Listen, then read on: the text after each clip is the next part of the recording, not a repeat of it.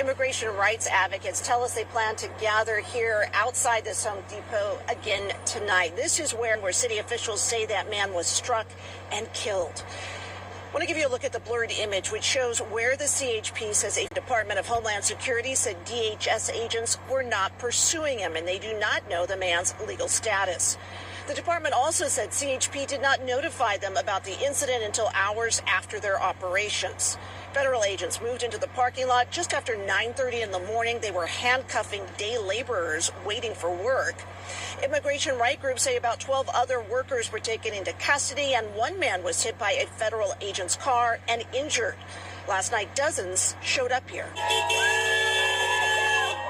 Of Homeland Security's website about ongoing enforcement activities says U.S. and Immigration and Customs Enforcement arrested more of the worst this week. U.S. and Immigration and Customs Enforcement arrested more of the worst this week, including what the department called illegal aliens convicted of heinous crimes.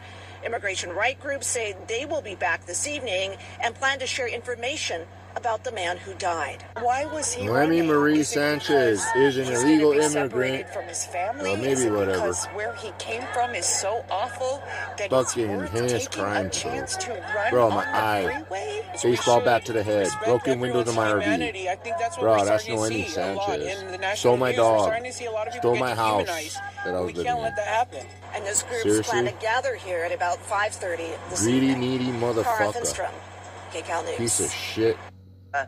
Well, South LA is celebrating Go what get would Noemi have been the Marie 40th Sanchez, birthday of you one guys. of its own. We are talking about rap mogul Nipsey Hussle. And close call after close call.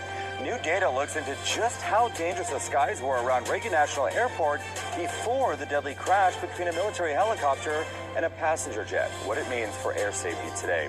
Then a $2 million heist targeting armored trucks. It feels like, you know, a Hollywood movie, but it's not. We're going to show you where it's playing out in real life.